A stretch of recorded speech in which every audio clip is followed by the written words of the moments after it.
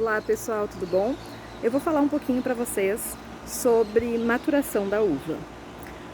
Nós já vimos em outras aulas, né, que existem alguns tipos de maturação ou são classificados de algumas formas, né, a maturação, que são elas a maturação fisiológica, quando eu tenho um fruto maduro o suficiente para reproduzir outra planta, ou seja, minha semente está madura o suficiente para que eu possa plantá-la e que surja uma nova planta. Eu tenho a maturação química, que é quando a gente avalia simplesmente a questão do açúcar e da acidez, que é uma das principais maturações para o vinho espumante, por exemplo, né, ou até para o vinho branco, para algumas classificações de vinho branco, pelo menos. A maturação técnica, que ela engloba essa questão da maturação química, que é o que? É eu colher a minha uva conforme o produto que eu vou elaborar, né? E dentro dessa maturação técnica também eu tenho a maturação fenólica, que é eu tenho maturação de todos os meus compostos fenólicos, antocianinas e principalmente os taninos, para me darem vinhos de guarda, vinhos de alta qualidade para envelhecimento, né? Bom, o que eu quero mostrar hoje para vocês é que nem tudo são flores nesse mundo, né? E que a gente depende muito da questão climática, principalmente, e uma coisa é a teoria, a gente achar que sempre vai conseguir chegar no momento ideal da nossa colheita, no momento que a gente quer, e outra é o que São Pedro lá decide e a gente acaba tendo que colher, ou enfim, que dá um fim, né, nessa nossa uva, o melhor fim possível, vamos dizer assim, tá? Para quem está acompanhando toda essa questão climática do ano de 2020, né, final de 2020, início de 2021, para a safra de 2021, aqui no Sudeste, aqui em São Roque, norte de São Paulo, né, Serra da Mantiqueira, enfim, sul de Minas até, vocês têm percebido que é muita chuva nesse período. A gente está tendo um excesso de chuva, muito fora do comum para essa época. Apesar dessa época ser uma época extremamente chuvosa, tá? Até por isso que surgiu a questão da inversão de ciclo da safra de inverno, mas esse ano está muito atípico, tem muito mais chuva do que normalmente acontece. Então vou mostrar para vocês 4 variedades de uvas, tá? Que acabaram de ser colhidas e que sofreram essas intempéries. E aí a gente não vai botar fora essa uva, porque não pode, né? Então o que pode ser feito, a gente vai acompanhar, eu vou mostrar para vocês hoje o primeiro vídeo, tá? Mostrando para vocês a uva como ela tá, e a partir de amanhã então vocês vão ver toda a parte de elaboração e correções que a gente pode fazer. Bom pessoal, aqui eu tenho uma uva Petit Verdot, tá? Da Serra da Mantiqueira, colheita de verão. Então, como vocês podem ver, a uva, ela começa a dar sinais de podridão, tá? De ataque de bichinhos, então assim, não está toda ela adequada.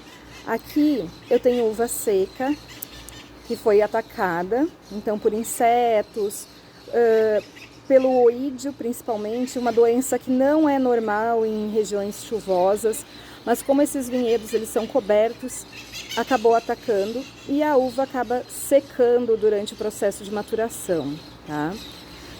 Temos também uva com início de podridão ácida, né? Ao contrário de algumas regiões aí que a gente tem a podridão nobre, aqui a podridão ácida pode começar a acontecer. Vocês veem que tem até alguns grãozinhos um pouco verde, tá? Essa uva, ela ainda tá com uma acidez bem elevada. Depois eu passo para você certinho o valor, que eu não lembro. Ela tá com um Brix de 20. Então, pensando na questão de maturação fenólica, né? Maturação dos taninos, ela não está adequada ainda. Eu precisaria de um Brix de pelo menos 23 para começar essa maturação, tá? Aqui, pessoal, temos a Cabernet Sauvignon, tá? Então vocês veem que o modelo de cacho, o tamanho da baga, eles são completamente diferentes, né, da Petit Verdot para essa daqui. Mas o que está acontecendo? A Cabernet Sauvignon, também não lembro a análise dela, é uma uva tardia, então era para nós estarmos colhendo ela em março somente, tá? E eu tô tendo que colher agora.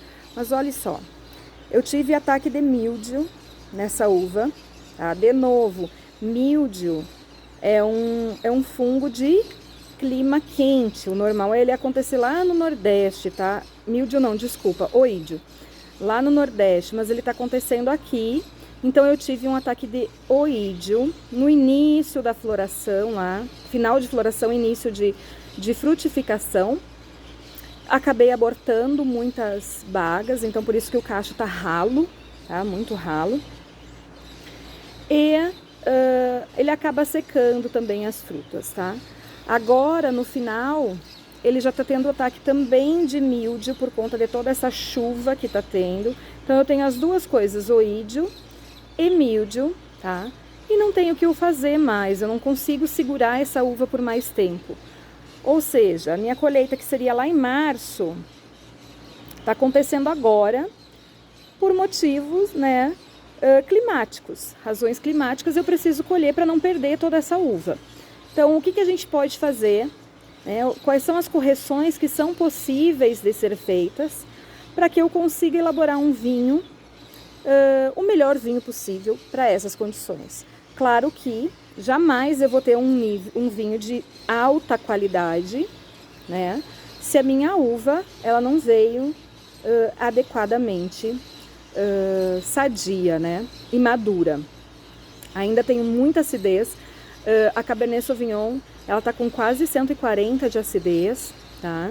Mas ela já tá com 20 de Brix, foi o que fez com que colhêssemos para não perder totalmente ela. Então vocês podem ver aqui que tem alguns cachos também que já estavam dando indício de início de podridão ácida, tá?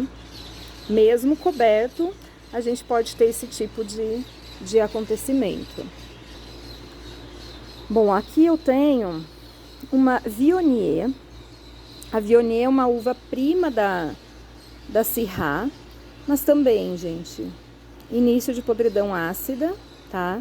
Os bichinhos começaram a atacar, ela começa a desgranar, né? A liberar suco. E vocês podem ver que o sol também ela começa a ficar um pouco mais sensível, o sol começa a dar uma queimada nela, tá? E eu começo a ter início de oxidação. Então aqui, por exemplo, foi feito um toalete dessa uva na hora da colheita, né? Então se tirou toda a parte das uvas que estavam com podridão ácida, tá? Aqui não está úmido, então isso propicia com que eu não vá para o tanque com início de podridão ácida, mas eu vou ter que fazer algumas correções, e tomar algumas medidas aqui que são extremamente importantes para que eu não tenha problema no meu vinho futuro. Bom, a gente pode ver um cacho bonito, né? Mas que já está com um pouquinho início de podridão e pode vir a perder toda essa uva, ok? Então, até se a gente comparar a questão de abelhas, né? Eu tô com muito mais abelha aqui na Petit Verdot, que já tá mais madura também. A Petit Verdot, ela é uma variedade mais precoce, tá? A Cabernet Sauvignon não tem praticamente nada, porque o ataque foi mais de oídio e de míldio do que de podridão ácida propriamente. Aqui eu já tenho um pouquinho de podridão ácida e rompimento de baga, então as abelhas estão se divertindo aqui. Assim como a minha Petit Verdot, desculpa, a minha Viognier, tá? Que também já começa um processo oxidativo bem mais forte, né? E a gente precisa realmente trabalhar logo essa uva. Bom, aqui eu tenho uma Malbec, de todas as uvas é a que está mais madura, ela já está com 22 Brix, tá? Porque é uma uva também precoce. Mas, assim como a Cabernet Sauvignon, oídio atacando muito, tá? E o oídio ele acaba secando as bagas, como vocês podem ver aqui no meio, tá? Essa uva ela vai precisar ser feito um toalete nela antes de eu começar meu processo de vinificação, né? Lembrando, peguei umas caixas aqui com doenças mais severas para vocês verem, né? Para vocês conhecerem e também começarem a pensar como enólogos, porque a gente idealiza muitas vezes as uvas, que elas vão chegar todas lindas, maravilhosas. Claro que eu vou ter safras que sim, tá? E a gente espera sempre que a maioria das safras sejam assim, mas nós temos que estar preparado para isso também, né? E saber o que fazer com essas uvas quando eu não tenho uma maturação tão adequada assim e eu tenho ataque de doenças. E a gente precisa também lembrar sempre que uma vinícola ela não é simplesmente a questão do vinho, né, que está envolvido aí. A gente tem também a questão toda econômica, toda a questão do trabalho agrícola que foi feito e não pode ser dispensado essas uvas. Eu posso sim fazer outros tipos de vinhos, outras categorias de vinhos, né, para aproveitar esse produto, mas não tenho como jogar fora, como descartar simplesmente tudo, ok? Então, só ressaltando, pessoal, vocês viram as uvas, amanhã eu vou mostrar para vocês os vinhos, tá? Os vinhos não, desculpa, os mostos. Então, o mosto flor, o mosto prensa, no caso da Viognier, né? E vou mostrar para vocês o desengace e como vai ficar o nosso mosto das tintas, tá? No decorrer do processo de fermentação, eu vou mostrando para vocês a evolução e quais são as correções que a gente vai precisar fazer. Tudo bem? Beijo! Até mais!